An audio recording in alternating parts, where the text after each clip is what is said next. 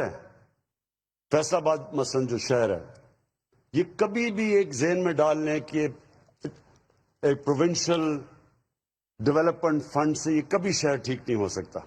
نہ لاہور، اگر ہم یہ سمجھیں کہ جو ڈیولپمنٹ فنڈ پنجاب کا اس سے لاہور چلائیں گے، اگر آپ لاہور کے اوپر پیسہ خرچ کریں گے باقی پنجاب کے علاقے پیچھے رہ جائیں گے.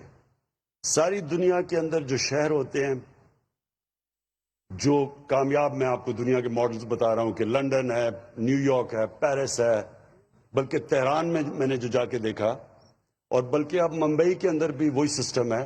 سب شہروں کے اپنے، اب وہ شہر اس طرح چلتا ہے جس طرح ایک ملک چل رہا ہے. اس کا اپنا میئر ہوتا ہے، الیکٹڈ میئر ہوتا ہے، جس طرح لندن کا میئر الیکٹڈ ہے. اس کی پھر پوری کیبنٹ ہوتی ہے. تو سارے لندن کے مسئلے لندن میں حل ہوتے ہیں اور وہ پھر اپنے پیسے اکٹھے کرتا ہے. اب فیصل آباد جیسا شہر پھر میئر اپنی کیبنٹ سلیکٹ کرے گا، اس کے اندر ایکسپرٹس ہوں گے، پانی کے ایکسپرٹس ہوں گے، اس کے اندر ایجوکیشنسٹ ہوں گے. تو وہ شہر ایک پوری طرح ایک سیلف سسٹیننگ شہر بنے گا اور پھر اپنے پیسے اکٹھے کرے گا. تو اس کے لیے یہ بھی ہے کہ اتنے بڑے بڑے شہروں میں اپنا ایک ہائی کورٹ بننا چاہیے تاکہ اپنے مسئلے آپ کے یہیں حل ہو. اچھا جی، میں اب آپ کے سامنے فیصل آباد کے سامنے، کیونکہ آپ پاکستان کا جس طرح مینچسٹر کہتے ہیں، انشاءاللہ ایک دن مینچسٹر کہے گا کہ وہ فیصل آباد ایک شہر تھا جو ہمارے اوپر بیس ہو کے تو ہمارے سے آگے نکل گیا. تو آپ کو تو بس سوچنا چاہیے، سوچ بڑی، انسان کو بڑی سوچ رکھنی چاہیے. دیکھیں، پہلے تو میں آپ کو اپنی پالیسی بتا دوں کہ میں کیا سمجھتا ہوں کہ ملک کے لیے کیا پالیسی ہونی چاہیے، اس ملک کو ہم نے کیسے اٹھانا ہے.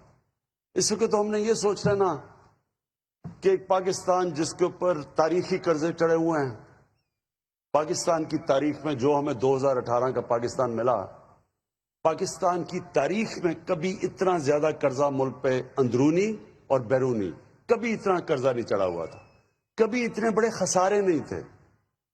جو بھی حماد نے تقریر میں بتایا کہ جو ہمارا ٹریڈ کرنٹ اکاؤنٹ ڈیفیسٹ تھا وہ $20 ارب کا تھا، پاکستان کی تاریخ کا سب سے بڑا ڈیفیسٹ.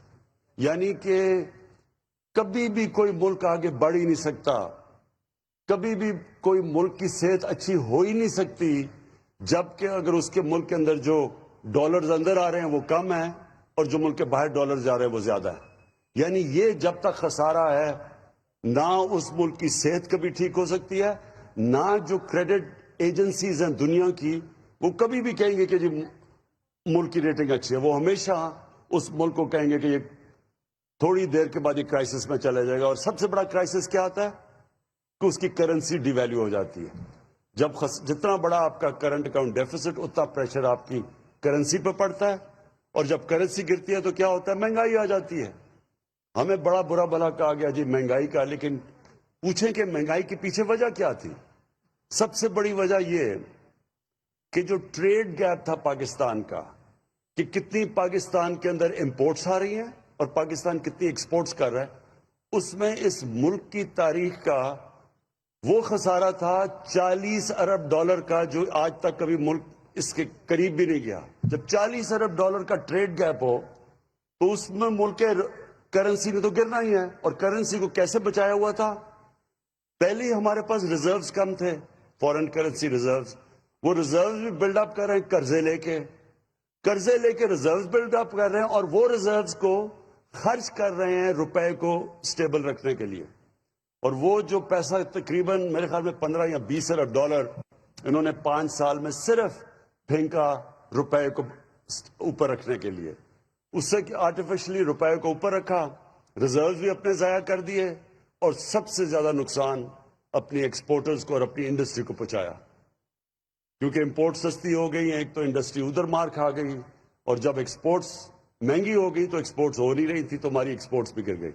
تو جو ہمیں پاکستان ملا تھا وہ سب سے مشکل حالات میں، اور یہ بالکل ٹھیک کہہ رہا ہے کہ اسد عمر نے مجھے جب فائنانس منسٹر تھے تو انہوں نے مجھے بتایا کہ ہم لوگوں کو بتا نہیں سکتے کہ ہمارے پاس پیمنٹس دینے کے پیسے نہیں ہیں، کیونکہ اگر لوگوں کو پتا چل جائے گا تو روپے کے اوپر رن ہو جائے گی، یعنی روپے اور گر جائے گا. اس لیے ہم بڑے مشکل وقت سے گزرے تھے اور ہمارے باہر کے دوستوں نے ہماری اس وقت مدد کی جس کی وجہ سے ہم ڈیفالٹ سے بچ گئے. اور ڈیفالٹ آپ کو پتہ ہے ڈیفالٹ کا مطلب یہ کہ روپے کے اوپر سیدھا پریشر روپے پہ جانا تھا. ہماری باہر ٹریڈنگ رک جانی تھی, ایکسپورٹس رک جانی تھی, اور روپے نے اور مزید گر جانا تھا. تو اللہ نے ہمیں اس بڑے مشکل وقت سے نکالا. اور آج جو جدھر ہم کھڑے ہیں, میں صرف اس سے پہلے آپ کو اپنی فلسفی بتا دوں. دیکھیں, ہم جب بڑے ہو رہے تھے, اسکولوں میں تھے 60s میں, تو 60s میں پاکستان ایک مثال دیا جا رہا تھا ڈیولپمنٹ ورلڈ کے اندر, کہ ہمارا پاکستان کا ماڈل بتایا جاتا تھا دنیا کو کہ یہ دیکھیں, یہ پاکستان کو دیکھیں یہ کیسے ترقی کر رہا ہے. ملیشیا, ساؤتھ کوریا, جو ساؤتھ کوریا آج دیکھیں کدھر پہنچ گیا, انہوں نے پاکستان کا جو فرسٹ 5 ایئر ڈیولپمنٹ پلان تھا, انہوں نے اس سے سیکھا تھا. اور پاکستان کی دنیا میں عزت کیوں تھی؟ کیوں دنیا میں جب پاکستان کا پریزیڈنٹ جاتا تھا امریکہ, تو امریکن پریزیڈنٹ ایئرپورٹ پہ اس کو ریسیو کرنے آتا تھا. اور پاکستان کی ایک دنیا کے اندر ایک سٹیچر تھا. اور وہی نہیں, ہمارے ادارے بھی مضبوط تھے, ہماری جو ہاسپٹلز تھے, ہماری یونیورسٹیز تھیں, ان کو ریکگنائز دنیا میں کیا جاتا تھا. اور میرے ساتھ ملیشیا کے شہزادے آ کے جسم میں پڑھتے تھے, مڈل ایسٹ سے لوگ یہاں آیا کرتے تھے. آج جو دبئی لوگ چھٹیاں بنانے جاتے ہیں, دبئی کے جو شیخ تھے وہ کراچی اپنی چھٹیاں بنانے آتے تھے. تو پاکستان کا ایک مقام تھا. ہم کیسے نیچے آئے, یہ بڑی دکھ بھری کہانی ہے. لیکن اس کی ایک بہت بڑی وجہ میں آپ کو بتاتا ہوں کہ ان دنوں میں رائٹ لیفٹ کی پالیٹکس تھی. ان دنوں میں کولڈ وار پیک پہ تھی. پاکستان میں پوری لیفٹسٹ موومنٹ چلی ہوئی تھی, سوشلسٹ موومنٹ. اور جب 1970 کے اندر جب ذوالفقار علی بھٹو جیتے, تو انہوں نے سوشلزم, اسلامک سوشلزم کے نام پہ نیشنلائزیشن شروع کر دی. جب انہوں نے نیشنلائزیشن شروع کی تو اس وقت پاکستان کی انڈسٹری بھی ڈیولپ ہو رہی تھی, ہمارے بینک, پرائیویٹ بینکس بھی تھے. یعنی پاکستان ایک بڑی اوپر کی ٹریجیکٹری پہ جا رہا تھا. لیکن کہا یہ جاتا تھا کہ 22 خاندانوں کے اندر ساری پاکستان کی دولت محدود ہو گئی. یہ 22 خاندان کا پورا ایک چلا کہ پاکستان میں تھوڑے سے لوگوں کے پاس پیسہ جمع ہو گیا. ہونا کیا چاہیے تھا؟ دیکھیں, ہمیشہ اپنی زندگی کا تجزیہ انسان کو کرنا چاہیے. کامیاب انسان ہمیشہ اپنی زندگی کو سوچتا ہے کہ میں کیا کر سکتا تھا تو بہتر ہو سکے. کامیاب ادارے بھی یہی کرتے ہیں, سارا وقت اپنی انالیسز کرتے ہیں کہ ہم کیسے اپنے آپ کو بہتر کر سکتے ہیں. جب ماضی کی غلطیوں کو اب مانتے ہیں تو اب اوپر جاتے ہیں. ہم نے کیا غلطی کی؟ ہم نے بجائے اس کے کہ جو اگر پیسہ تھوڑے سے خاندانوں کے پاس چلا گیا تھا تو قانون ایسے لے کے آتے کہ وہ پیسہ نیچے چلا جاتا غریبوں کے اوپر, جو چائنا نے کیا ہے. چائنا نے جیسے جیسے پچھلے 30 سال میں انڈسٹریلائز ہوا اور ان کی دولت بڑھتی گئی, تو انہوں نے وہ پیسہ استعمال کیا لوگوں کو غربت سے نکالنے کے لیے. اور انسانی تاریخ میں کبھی بھی اتنے زیادہ لوگ غربت سے نہیں نکلے 30 سال میں, جو انہوں نے 70 کروڑ لوگوں کو چائنا نے غربت سے نکالا. ویلتھ کریٹ کی, دولت بڑھائی, اس دولت سے انہوں نے لوگوں کو غربت سے نکالا. ہمیں بھی یہی کرنا چاہیے تھا. ہم نے نیشنلائزیشن پہ چلے گئے, ساری ہم نے اپنی انڈسٹریلائزیشن روک دی. اور ایک مائنڈ سیٹ بھی بدل گیا کہ جس طرح ہمارے جو بیوروکریٹس بھی تھے, کئی پولیٹیشنز بھی یہ تھے کہ کوئی اگر زیادہ پیسہ بناتا تھا تو اس کو بری چیز سمجھی جاتی, جرم سمجھا جاتا تھا. کبھی بھی ایک معاشرہ آگے نہیں بڑھ سکتا جب آپ پروفٹ میکنگ کو, منافع کمانے میں اگر آپ اس کو جرم کہہ دیں. کیونکہ کوئی انویسٹ اس لیے تو نہیں کرتا کہ وہ خراب دینے کے لیے انویسٹ تو نہیں کرتا, وہ پیسے بنانے کے لیے کرتا. لیکن ہاں, جائز طریقے سے پیسہ بنائے, ٹیکس بھی دے, پروفیٹیرنگ نہ کرے. یہ جو اس کو چینی کا مافیا ہے, انہوں نے یہ جو بھی کمپٹیشن کمیشن کی رپورٹ آئی ہے, تو انہوں نے تو یہ کہا کہ انہوں نے ملک کے کارٹلائزیشن کی ہے, مونوپلی بنا کے, تو چینی کی قیمت اوپر لے کے گئے. اس کے خلاف ہے. آپ جائز طریقے سے نفع کمائیں, گورنمنٹ ہم خوش ہوتے ہیں, کیونکہ جب نفع بنے گا ہی تو مزید اور سرمایہ کاری ہوگی. تو جو ہماری اب پالیسی ہے میں آج آپ کو کہہ دوں کہ ہماری اب پوری کوشش ہے کہ پاکستان انڈسٹریلائزیشن کی طرف چلے، پاکستان اپنی ایکسپورٹس بڑھائے۔ گورنمنٹ کا کام اس کو فیسیلیٹیٹ کرنا ہے، ان کے لیے آسانیاں پیدا کرنا ہے۔ یہ جو بھی حماد نے کہا ایز آف ڈوئنگ بزنس، اس میں سارا وقت اب ہماری گورنمنٹ کام کر رہی ہے کہ کیسے ہم اپنے بزنس کمیونٹی، اپنے سرمایہ کاروں کے لیے آسانی کریں تاکہ وہ سرمایہ کاری کریں، تاکہ نوکریاں پیدا ہوں، تاکہ ہم روزگار بڑھائیں اور تاکہ ہم غربت کم کریں۔ تو یہ جو سائیکل تب ہوگا جب ہم اپنی انڈسٹریل کلاس کے لیے آسانیاں پیدا کریں گے۔ تو ایک تو وہ بھی ہم کر رہے ہیں، ایف بی آر کے اندر اس وقت مسلسل ایک ریفارم پروسیس چل رہا ہے، آٹومائزیشن کی طرف جا رہے ہیں، ٹیکنالوجی کو استعمال کر رہے ہیں تاکہ یہ جو بیچ میں سے یہ جو ہیومن انٹریکشن کم ہو، تاکہ جو رشوت لی جاتی ہے اور جو ہراسمنٹ کی جاتی ہے وہ کم ہو۔ تو یہ مسلسل اب ہماری ایک جدوجہد چل رہی ہے۔ جو ہم نے انسینٹیوز دی اپنی ایکسپورٹرز کو، مجھے بڑا اللہ کا شکر کرتا ہوں کہ اس کا نتیجہ آ گیا، ہماری ایکسپورٹس بڑھنی شروع ہو گئی ہیں۔ ہم ایک مشکل وقت میں، یعنی یہ جو کرونا کا جو یہ پچھلے 6 مہینے گزرے ہیں، ساری دنیا کے اوپر ایک مشکل ترین وقت سے دنیا گزری ہے۔ اس سے اللہ کا کرم ہے کہ ہم نے جو فیصلے کیے اس مشکل وقت میں، ہم نے اپنے غریب لوگوں کو بھی بچا لیا، یعنی بچا لیا بنسبت باقی ملکوں میں جو ہو رہا ہے، جو ہندوستان میں ہو رہا ہے اس وقت۔ ہندوستان میں غربت بڑی تیزی سے اوپر گئی ہے۔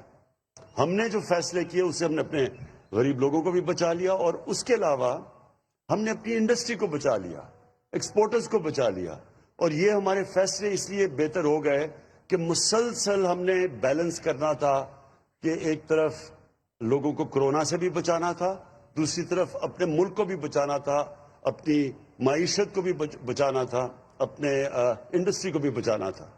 تو یہ اس کے لیے میں اپنی ٹیم کو خراج تحسین پیش کرتا ہوں، جو کرونا کی ہماری جو این سی او سی بنی ہوئی تھی، مسلسل ہمیں انہوں نے ایکسپرٹس کے ساتھ مسلسل ہمیں فیڈ بیک دیتے رہے، اس کے لیے ہمارے فیصلے اچھے ہوئے۔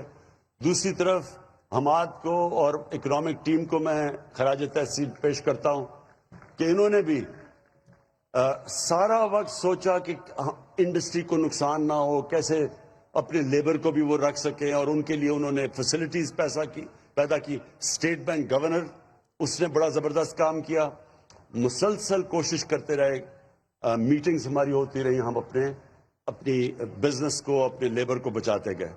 تو اس لیے آج یہ ٹھیک کہتے ہیں حماد کہ WHO نے، ورلڈ ہیلتھ آرگنائزیشن نے آج پاکستان کی مثال دی ہے کہ وہ چند ملکوں میں سے جنہوں نے سب سے بہترین نیویگیٹ کیا کرونا کے دنوں میں۔